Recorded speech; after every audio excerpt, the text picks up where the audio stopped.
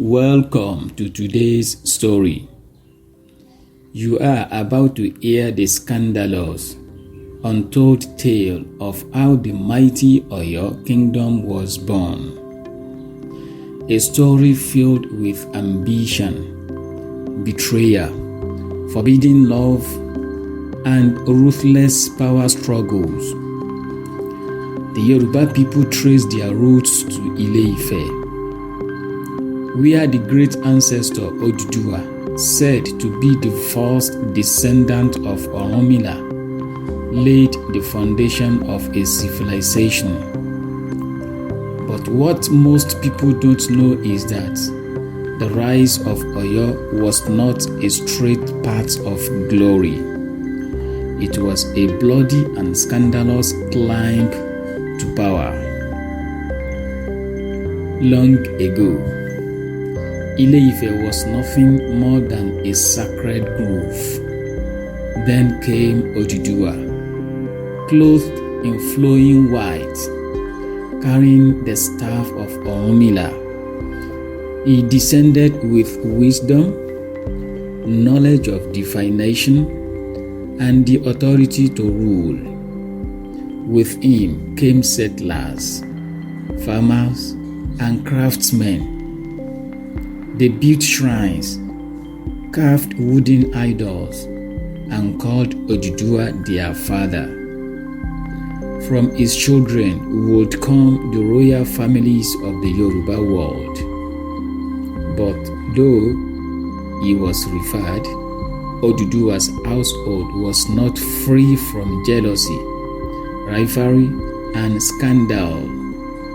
His sons fought for attention. His daughters were rumored to have lovers in secret, and the seeds of division were planted even as the kingdom flourished. Among Oduduwa's children was Orunmila, a hot-blooded prince, strong, restless, and ambitious. Orunmila was not satisfied living under his father's shadow. He clashed with Oduduwa's elders, defied palace laws, and was accused of having a forbidden romance with a woman from a rival clan. His rebellion scandalized Ile-Ife. Elders whispered that Orunmila was too white to inherit the sacred throne. But instead of breaking him, rejection fueled his hunger. He left Ile-Ife, swearing to build a kingdom greater than his father's. Orunmila traveled north. There he encountered the Nupe and Brogu states, kingdoms older and richer than Ile-Ife.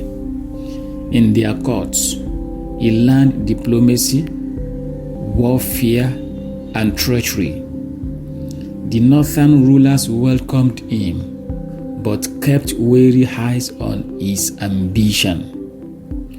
Orunmila was said to have taken lovers among northern princesses, fathering children and creating blood ties that would later strengthen Oyo. But these affairs sparked scandal.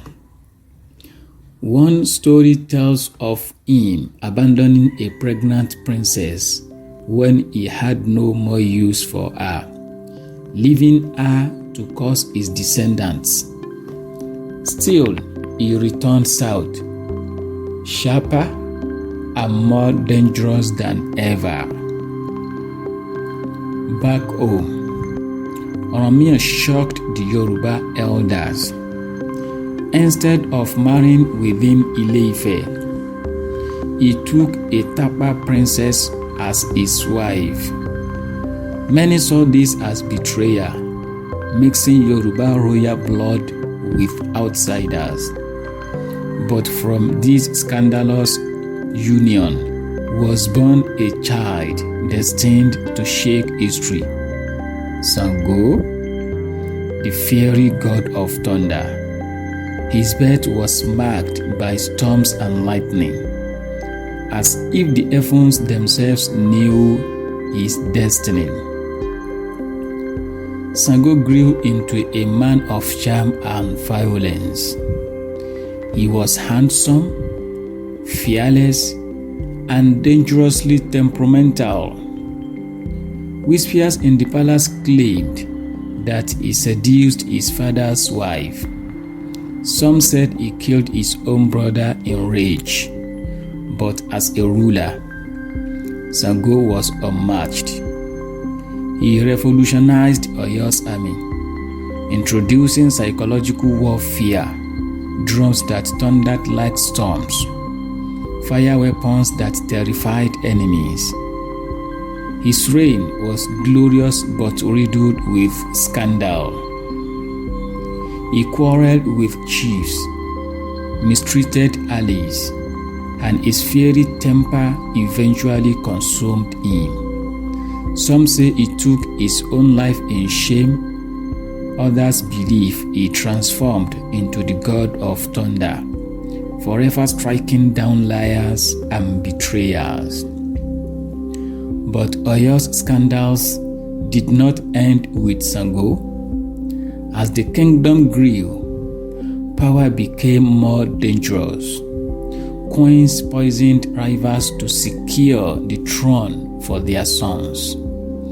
Generals betrayed their lords, selling secrets to enemies. One queen was said to have an affair with a Nupe warrior, passing him Oyo's military strategies while the Alaafin was drunk with palm wine.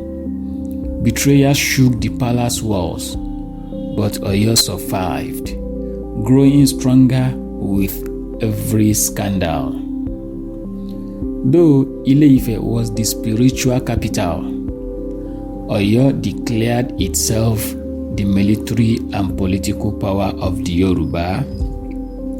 Tensions smeared between the Alaafin of Oyo and the Ooni of Ife.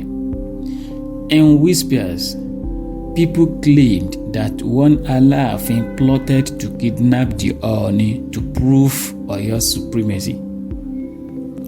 The plot failed, but the rumors spread like wildfire, staining Oyo's reputation with scandal.